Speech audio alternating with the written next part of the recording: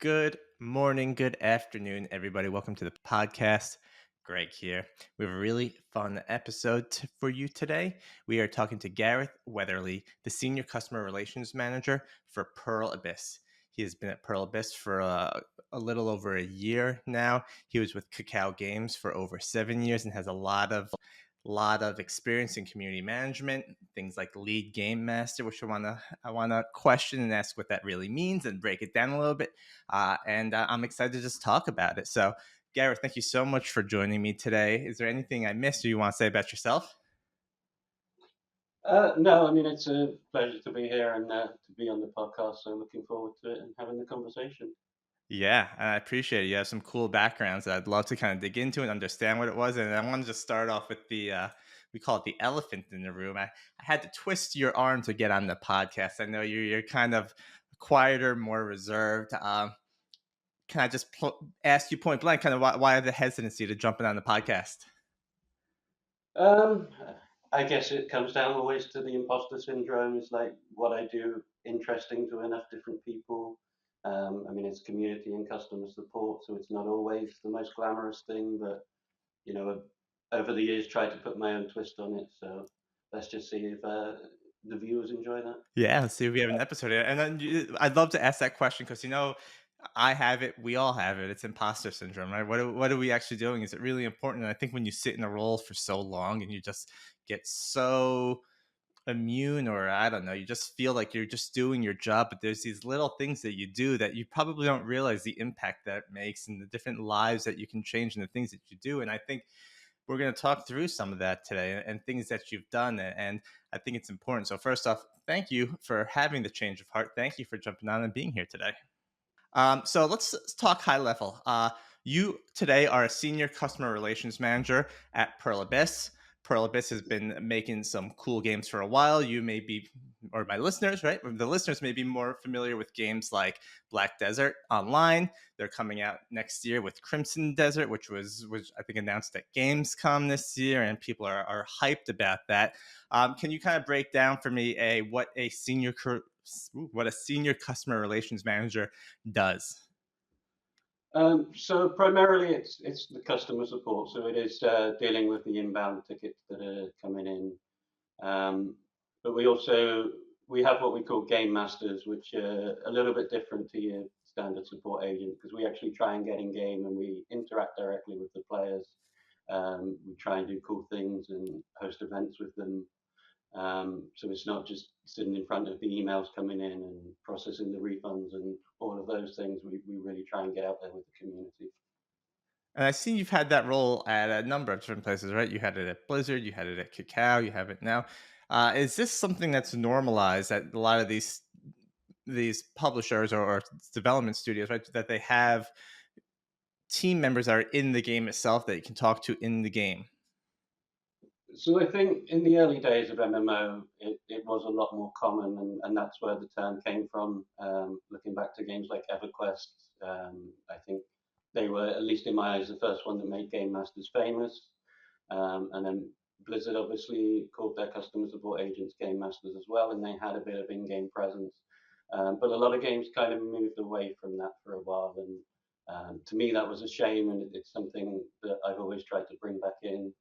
So as we've gone through the history of Black Desert, we've tried to do as many cool different events and create meaningful experience with our players actually in game.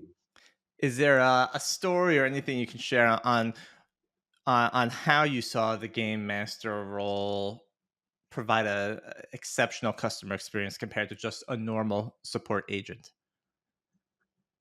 Yeah, so I mean, it first started with Blizzard for me. So there were a very few select amount of agents that were able to go in game and reveal themselves to players because you start off invisible, and then kind of interact and do cool things with them. And they had a lot of tools at their disposal for that. They could turn people into gnomes. They could cause all these crazy effects in games and all of these different things. But it was actually quite rare to be able to do that. But what I saw when I was doing it is players absolutely love it, and it really creates a memorable experience for them. Actually makes them, feel more part of the game. Why the shift away from it then? I think for a lot of people, then it's the resources it needs. Obviously, if you're doing that to when you're answering a ticket, you can answer a ticket in a couple of minutes. If you're having to go in game and create these experiences, then it takes a lot of time. So if you're trying to balance those two things, you need to make sure your basics are in order, all of the normal customer support KPIs, your response times, and all these things. And then if you've got those covered, then you've got this opportunity to really go the extra mile and kind of show up for your players.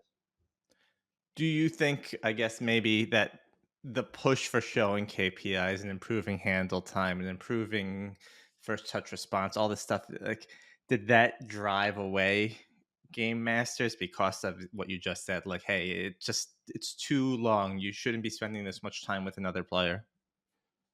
Yeah, I think so. I mean, if you kind of look at the call center environments that have been around for a long time before we really had them for gaming, then you really drive kind of hard on these metrics and call handling time and all of these things, and it becomes those kind of cost centers that really try and maximize those KPIs. And if you have certain people that are trained in that way and used to doing those things, then they may struggle to see the value that actually just getting in the game with your players brings. It's interesting. I can tell you from the help shift side of things, right? And keywords is that we see a lot of our customers being more interested in these VIP types of services, making sure that your top players are getting those personalized, really great experiences. And it sounds like I always, as you get older, you start to see like time is kind of a flat circle, right? Like, hey, the same thing's coming back in. Like, is this the next evolution of this? Do you see the concept of a game master evolving into a VIP support experience that might eventually turn back to in-game game masters? Yeah, I mean, I absolutely think that that's going to be the way the customer support goes. I mean, especially as we see this rise in automation into self-service options, AI is coming in and going to play a factor.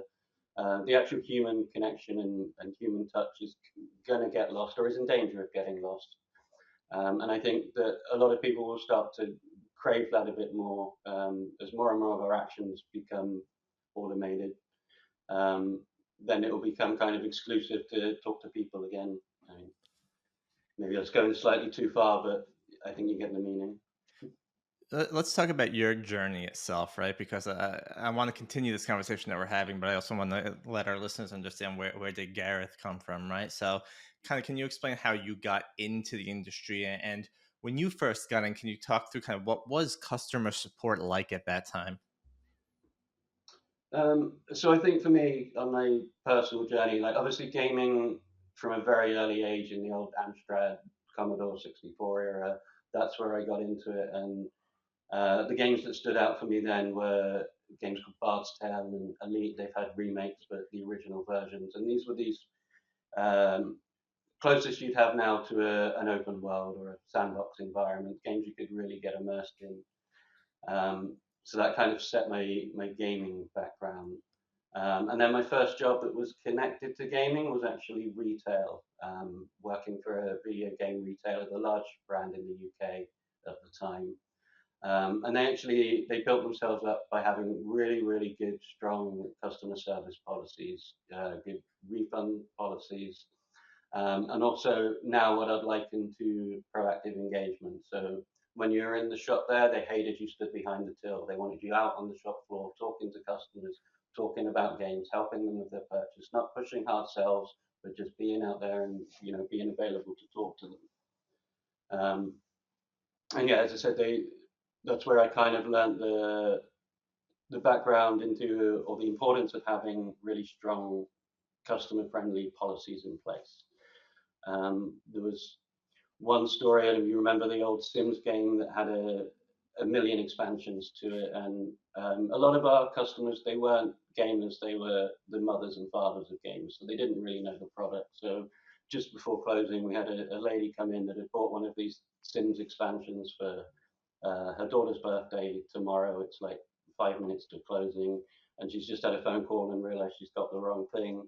So I'm like explaining it to her, and that she needs the base game before you can add the expansions on. And what I actually do, she bought this at another retailer that I knew had a very, very, very strict refund policy. So actually basically returned what she'd bought through our system and sold her the right thing she needed. And I was still quite new at the time, and so I kind of went to explain it to my manager, thinking I'm in all kinds of trouble for returning a product bought from another store. So I kind of make my confession all quiet, and um, I'm expecting him to start screaming and shouting at me and fire me on the spot, and I have to go to the next town now to buy video games. I'm never allowed in the store again. But he actually just turned around to me and said, "What you've done there is you've made a customer for life. I expect that to be the norm." And that's where what customer service meant kind of hit me, and it was my first experience on that journey, and something I've always taken with me, and it's something a story I often tell to people I'm training about. Just surprise the customer by making their life easier and help them on their day, and make this whole contact with you be as painless as possible, because generally most people don't like to have to contact customer support, right? They just want everything to run smoothly. Um, so yeah, after that I went to work at a few of the cost centers that I kind of described, and I learned a lot there about how not to do things, but then also I learned stuff about the KPIs and what you need to manage and all of those things. And eventually it that led me to joining Blizzard, which was what I'd say my first proper job in the industry, and supporting an MMO there. And obviously Blizzard at the time were known for exceptional customer support as well. I became even more fascinated with policies, and why are certain policies put this way, and how can we kind of find the flexibility in those to help the customer more. And then obviously the in-game interactions became part of that on my journey, and saw the joy that that was bringing. And obviously, World of Warcraft at the time, it took gaming into a new thing, at least for me, because suddenly you have these worldwide communities, which you didn't really have before. It was all just sort of single player games. So you kind of see the whole world coming together to play a game. And I kind of fell in love with the community aspects there. And yeah, eventually that led me to Kakao Games, and where we prepared for the launch of Black Desert in the European and North American market. And that was my first chance really to do things my way. So I was able to determine the policies we wanted to put in place, and I was able to experiment with things. Okay, if we change this policy from 48 hours to 72 hours, what effect does it have on our customer satisfaction scores? And all of these different experiments I could run. And obviously, the launch of the game was very successful. And when you have a successful time in a video game, customer support does not have a good time usually, because players come in, tickets come in, you get the big backlog. So it took us a little while to kind of get things under control, and then I could really expand out. And that's when we started doing a lot more of these in-game interactions, and um, trying to create these memorable experiences for our players that went a bit above and beyond. So I think that was quite a ramble, but I think that It was explains my journey. it was a fantastic ramble. I feel like there was some great, great, great points there. One, I mean, just working at the game store, right? And I could imagine, like, you're young, you're excited because you're probably working what you think's your dream job at a video game store, and like you return the wrong product and you make this woman happy, and you're just like, oh god, I gotta go explain it. You're probably like shaking, and your manager is right. It's these customer experiences, these events that people go through when you help this person. Her daughter's birthday could have been ruined because she had the Sims pets or whatever it was, but not the Sims, and all of a sudden she can't play the game, and it probably cost the store nothing, and he realized that, hey, she'll be back and she'll probably come buy this expansion pack as well anyway, because that's what the Sims does. And like, it hits you all of a sudden. And in the States here, right, we have like the story of Zappos, where it's all about customer loyalty. We have the brand Chewy. I don't know if that's global. I don't think it is, but like how they just look out for their customers and their pets. And like, working in customer support, I feel like, and I remember when I was in it, like, you don't really, it feels like a thankless job, and you don't realize the change and the impact you can have on these people's lives for as little as you're doing, right? It seems like it's a nothing type of thing. And then you see the reaction that these people have, and you're like, wow, like it never really sinks in and makes you feel like you feel until you look back at it or you talk through it years later, and you get it. And I love that story. I think it's fantastic. And then go into Blizzard, right? And I want to ask you a little bit about the Blizzard side of things because I mean, World of Warcraft was a phenomenon, right? It just took over the entire world, and Mm. you know that's where you said you started to see that communities are building within these games, and it was easier to interact with your communities, right? It wasn't all via aim or different ways of messaging people. As hey, all of a sudden these groups are working, and then you go to Kakao, right, and you kind of have your chance to build your own system from what you've learned over the years. And I also want to dig into that as well, but I want to talk about Blizzard because, what was it like when you started experiencing these communities, right? Because, customer support was here's an email, answer the email, or here's the form, answer the form. Now all of a sudden you have groups talking, right? And all of a sudden, it's like, oh, this whole group is kind of mad right now because they found a bug in the game, or maybe they love this or they want to see this. Like, did Blizzard, and I don't know if you can answer this, right? Was Blizzard expecting this to happen and they were prepared for it, or was it like, okay, we have to do something new because there's a new type of support that's coming out? Yeah, I mean, so I wasn't there right from the start. I joined Blizzard just towards the end of the Burning Crusade, and was there for about 4.5 years. But that was kind of their peak numbers. So the game obviously exploded out of nowhere. So they had to suddenly realize they've got to set up this huge call center type environment. But Blizzard had its values, and it wanted to do things its way. So it's not just phone or email support; it's straight into the game. So although you weren't necessarily there with an avatar, you were sending the message, and it was directly into the chat window in the game. And then you had the option to go in with an avatar and really be there in the physical world. So that was really, I guess, quite unique and ahead of its time. Um, Maybe some of the smaller MMOs had done something similar, but certainly never had to do it to that scale. So all the different policies and all the different rules and get into moderation and all this things you have to think about and have in place. Yeah, really, it must have been quite tough for them, and still, they were changing and learning all the time. So that was something you got to be part of as well, because even as a basic agent, you could influence things and get your voice heard and get policies changed. And I was always looking for that kind of gray area where the policy didn't quite match the player's situation. Okay, how can we spin it in the player's favor? Can we actually push and make this policy more flexible? And these kind of things that I just fell in love with about customer support. And then you go to Kakao and you're able to build out kind of your own vision, right? You're allowed to play with new tools, you're allowed to experiment and try new policies. Is is that nerve wracking? Are you nervous, like being the kid again in the game store, where like I'm going to screw something up and get in trouble? Like, what's going on in your mind when you walk in and you're like, all right, we're going to do something here? Um, so yeah, I mean, I guess I wasn't when I initially joined. I wasn't expecting to have to build everything from scratch and lead the entire thing. That was then kind of thrust upon me very quickly. But I just got so absorbed in it, and because I'd become so passionate about customer support, I kind of, and I now think this is the wrong mantra to have, but I went in with the mission, right, build this support better than Blizzard, and probably shouldn't have been thinking in those terms to compete against someone, but this was the background I had. They had this excellent reputation. I thought, yeah, I'm going to smash that. So it was, hugely exciting time, and obviously, mistakes made on the way as I'm learning, experimenting with things. But I was really lucky in that I was given free rein, so I was able to try things, and I didn't make any mistakes that were too catastrophic. But it was like, okay, that didn't work. We can try something else.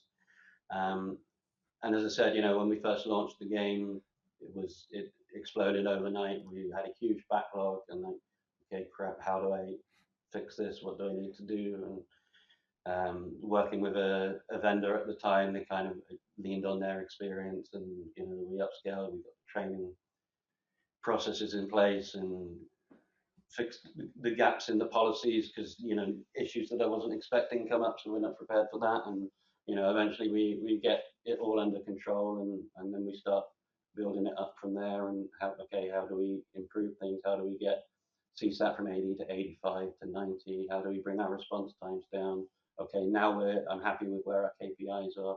Let's go have some fun with our players and do that in-game stuff that I really wanted to do from the start, but had to put on hold. When you look back at it, and if you had to do it all again, what would be the first thing you do? Uh, Better projections and better data on what kind of volumes we expected. Because the first few months really hit us hard, and then it was a bit frustrating because I had these ideas I wanted to implement, but I couldn't straight away. So yeah, I mean, better preparation. It was essentially my first time launching a game as well, and building the support up from scratch. So there's definitely a lot of mistakes that I made there that I could easily be more prepared for. If we had to do it again from scratch. Usually about halfway through the podcast, I like to do this fireball round, throw some questions at you and get your answers. You good to go? Okay, sounds terrifying. Let's do it. What did you have for breakfast? I skipped breakfast. I'm actually just having one dinner a day, and I'm drinking protein drinks so I can lose a bit of this. Intermittent fasting? Is that what? It's not quite intermittent fasting. It's just meal replacement with protein Okay. shakes. What is your dream vacation? Um, I think I kind of had it last year for an anniversary, so I loved Iceland and really wanted to get in and see the volcanoes and the glaciers and things. And we had a 10-year anniversary last year, and we went there. So and that absolutely took my breath away. Congratulations. Did you see the northern lights up there or no? No, it was a bit cloudy, so we didn't really get the lights. But yeah, I mean, we got to walk from a volcano to a glacier and all these beautiful waterfalls, and it's just a whole. I don't know if you've ever been there, but it's like being on a whole different planet. It's absolutely amazing there. Beautiful. What game are you playing right now? Uh, I haven't played anything for a little while. I'm kind of waiting for the next football manager. If you had to contact customer support, would you choose phone, email, or chat? Chat. And final, Can I not have in game? what was that? Can I not have in game? There you go. That you have in game. Final question is, what is the show that you're binge watching right now? Well, we just finished Rings of Power. I'm a huge Lord of the Rings fan, but let's not get me started on that because then that'll take over the podcast. They just renewed it for season 3. Was season 2 decent? A lot better than season one, in my opinion. But yeah, I'm a big Lord of the Rings nerd, so every little detail I'm like You're crossing my arms. critiquing But it. overall, I think they did the best they could. I heard there's like multiple writers, and I heard some storylines are fantastic, and some storylines are just rubbish. Yeah. It's a very difficult period of the Tolkien universe they've chosen to do a series on. So considering all of that, they're not doing bad, I think. All right. Well, you're off the hot seat. That was easy, right? Yeah, not too Uh, bad. let's talk about memorable experiences, right? Because we started with memorable experiences by talking about you helping the woman out at the game store. Can you talk to me about some of these memorable experiences that you've helped coordinate or set up? Because I think it's fascinating. Yeah, so obviously, yeah, with the in-game game masters and having that presence there, there's a couple of different things that we do. So one is like we'll host a event. So that could be it's Christmas. We'll decorate a house and someone will be there in a Santa costume and players can come up and we'll give them a little gift. Or we've got a new ocean content that came out and there was this big guild galley boat that was quite hard to obtain. You had to gather a lot of resources in the guild. So it was brand new, no one had it yet. So we sailed a group of people out into the ocean and we had a different set of GMs on a pirate boat attack so they could all get to use the cannons and we spawned sea monsters. So these kind of inclusive events that anyone can pop into, we just put a shout out, hey, we're doing this, come and join us, have some fun. But then the ones I like the most are the kind of more personal ones, and this can be things like weddings and proposals, and on the more sadder side, sometimes memorials. Players like to do things in game, and we help support those. So I think the first one we ever did was a wedding proposal, and we hadn't really gone in game much and done anything like this yet. So we wanted to test it out before we actually went in and maybe ruined this guy's life if we messed it up. But so we're practicing on the private or the test server, and we're trying to work out how we can make this proposal or help this player make this proposal. So we figure, okay, what tools do we have? We have fireworks that spell out letters. Um, so we find a nice little spot that we can teleport them up to, and we just testing, sending the fireworks to make sure they all work and all these good things. So we have to set up like kind of on a slanted roof the five GMs in behind five because marry is the longest word, so you need five because they can only do one letter each. So we shoot up in fireworks. Will you marry me? And we're checking all that work. But GM5, who's got one job, he only has to let off the Y in marry, lets it off in the first word. So the first word we write up in the sky in fireworks is Willie. So we're very glad we're testing this. Um, and yeah, and so it comes to the actual doing it live with the player. So we have him up on top of this castle here, and one of the GMs goes and finds the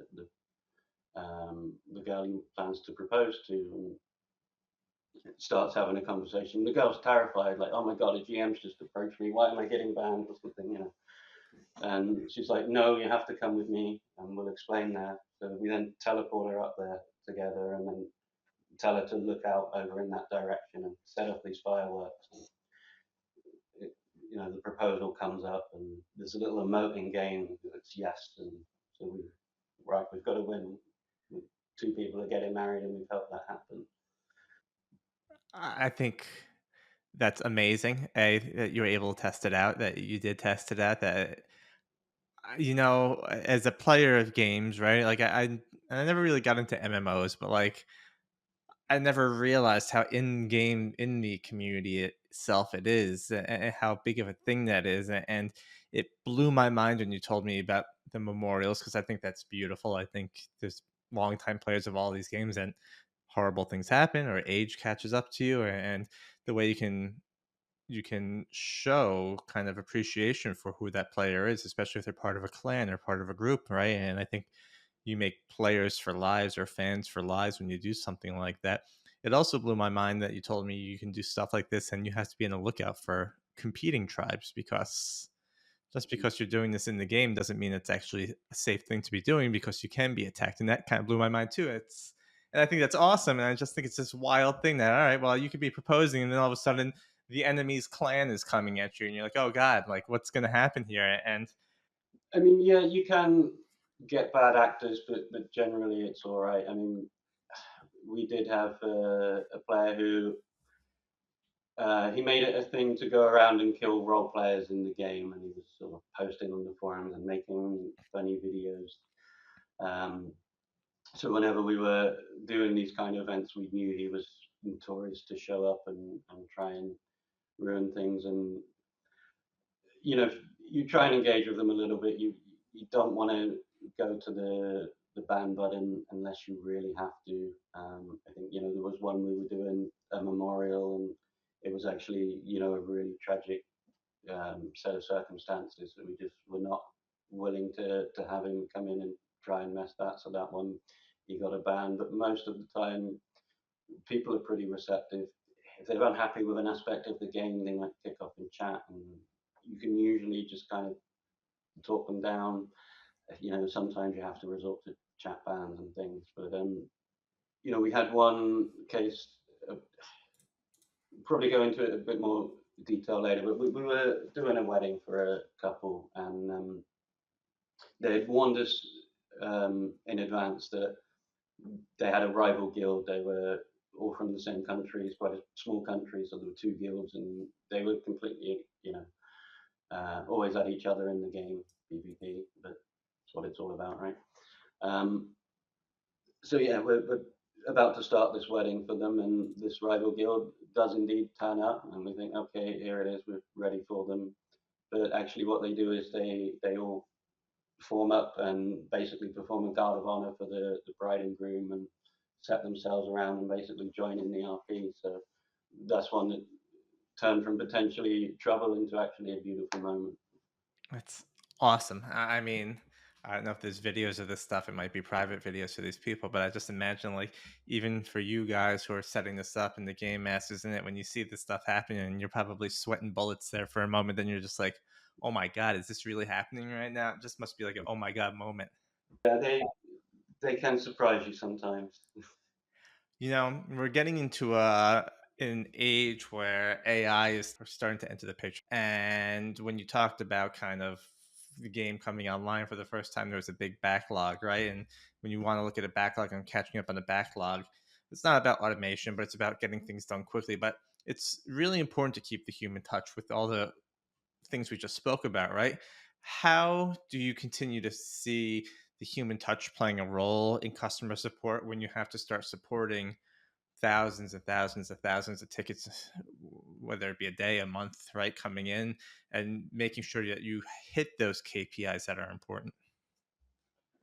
Yeah, I mean, automation, self-service on the rise, and it's generally a good thing because it is efficient. And a lot of the times, the players just want the answer to whatever question they're having, so they can be on their way. And that you don't necessarily need to jump in on the personalization. You can a template answer that solves their problem is exactly what's needed. Um, and then it's up to the agent to work out what's the best thing to do there. Um, and also you're looking at your volume. We've got a big spike. Okay, we need the team to focus on getting as many tickets answered and making sure players can get into the game and play and they've got all the things they need, rather than pushing this kind of extra mile stuff. But then you have your quieter moments, and that's where you can pounce on these opportunities. But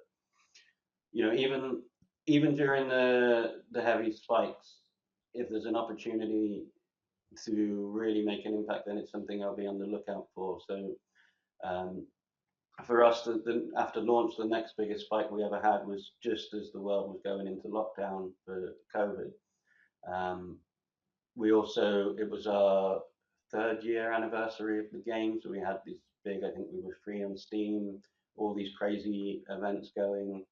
Yeah, lockdown hits. Everybody says, "Oh, lockdown, gaming time." So tickets go through the roof again. But obviously, lockdown.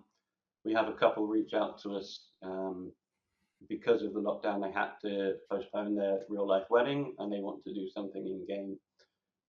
So we kind of know the world's hurting at the moment, so we want to create a bit of positivity where we can. So decide to go out all out on this one, like make this the best thing we can do. And this is of all the things we've ever done, this is my absolute favorite. Um, so we set them up in houses where we can go and we can do the full trying on your tuxedos and wedding dresses and do a photo shoot there. So we create that experience for them. We take them around various locations in the game so they can pick the exact spot they want to get married.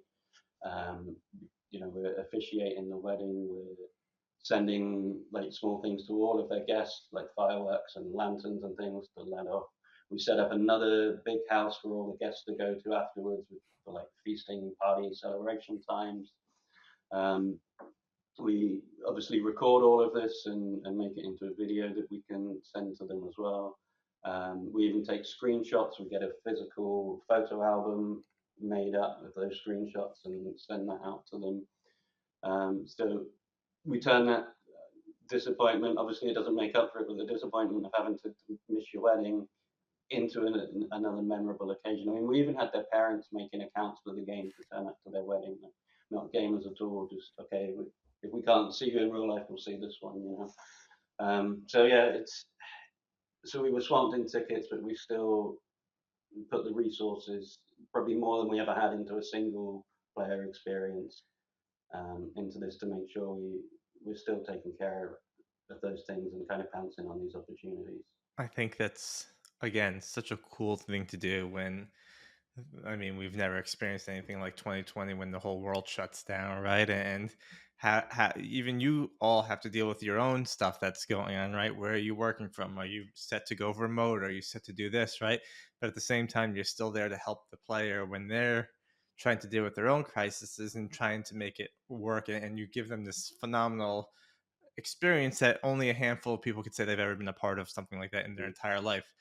My question to you would be, how do you sell this internally? Do you have to go ask the engineering team, like, hey, can you help set this up for us? Is it something you have the capabilities of doing? How does that communication internally work? And is it a battle sometimes? Um, it's not too bad because most of it doesn't really require any dev work. We kind of have the tools in place, and you can, there's certain events where they're making fireworks for those events. Okay, we can use that for this now. So it's work they've already done, and it's like just making the best use of everything you've got. Occasionally we need a small bit of budget. We need to create a physical album, but that doesn't cost much, so it's not too bad. Um, and then you just have to justify then the resources, the human resources you have to put into it a little bit. But then when that the COVID wedding, for example, that's press are picking that up. It's also Korea's picked it up, and their forums are light with it, wishing good messages and things. And so that's paying for itself there on the resources. Um, Sometimes you get nothing more than a Reddit thread out of it. Sometimes you get nothing except a happy player, but it's worth doing. And these things spread though. Players know you start doing these things. They know you're caring about the community. Um, so yeah, it's all good PR, right? Yeah, all right. That's the thing. That's the other positive side of it, right? When you have a good experience, people are going to go talk about this experience, and any news is good news. Especially Mm. if especially if it is positive news. As a senior customer relations manager, you've been game master, you've been community. Whether it be you or someone else in the role, like, well, what's the next step you want to take? Where do you want to be? What do you want to be doing in the industry? I mean, for me, it's all about care of players. You know, as I was preparing for this, it really struck me how much the different parts of my life and my journey kind of shaped me into this. So I'm for life in with the community and with the players. I think. Um, where I think it's going to go, as we touched on a bit, with AI and automation. I mean, I do see a future where those human interactions can be left aside or forgotten. And I think it's important that we prepare ourselves for that and actually make that something that it becomes a differentiator, I guess. Um, so that yeah, you don't lose touch with that with the players, and maybe our KPIs don't become first response anymore because the AI's done that in a few seconds. So okay, I'll make my KPI warm fuzzy feelings created or something. I can work with that. If you were to go back to a younger Gareth and give him any advice, would you have any advice to give him? Yeah, I mean, I think take the risks earlier and don't be afraid to step up. I think that was uh, until I had the opportunity with Kakao, I really went into it and started creating my own thing. I was probably sitting on the back seat too much, so I wish I'd kind of propelled myself forward earlier. Move out of the comfort zone, which is another reason why I'm here. There we go. I feel like that's a issue. I mean, I think it all comes back to this imposter syndrome, right? I think even if we never called it them back then, we all felt unqualified to take that next step. When in reality, you're probably more qualified than a lot of the other people that are available there, right? I think it's this weird, maybe it's a self doubt we all have in ourselves, where it's like, I'm not the person to be doing this, but you're also probably the best person to be doing this. You're the harshest critic of yourself that there'll ever be, and it's a good thing because it drives you to try harder, but it's also a bad thing because it shouldn't hold you back. You should still take that chance. You should still go for that opportunity to see what comes of it. And I think, I mean, talking just through the experiences that you've had, it sounded like you've absorbed these experiences that you've gone through. And I think the best of them are all coming out, right? From, again, I keep going back to the game store and helping this lady find the present, to helping people in COVID with their weddings, to providing these just amazing experiences. So, I mean, kudos to you and to whatever you want to do next. I think you're doing great stuff and you shouldn't have these feelings. Yeah, I mean, maybe they, yeah, as you said, they help drive you forward as well. So, but it's yeah, just being braver, I guess. Just to go on more on what I was saying earlier, I think I think the rate of change is getting faster in customer support and community management. I can remember a time community manager meant you worked on the forums, and that was about it.